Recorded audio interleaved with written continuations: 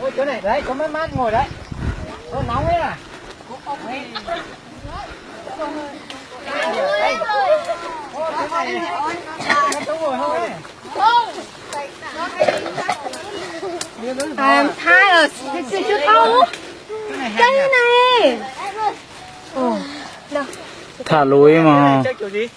Không biết. Không biết. Tí nữa xuống chỗ kia chơi nhé. Chơi kiểu lần. Rồi ngồi đây đi. Chơi luôn. Phải. Có lấy gì để trải đâu. Từ lấy để trải nhá. Nhưng mà lấy cẩn thận có sâu ở đấy nhá. Ngồi hết sâu. Nếu không thì cứ ngồi xuống đất không sao đâu. Thế. Hôm nay không sợ bệnh.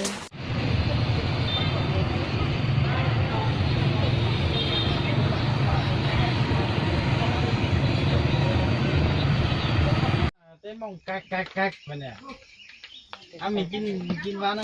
Ăn tên mày mình đi.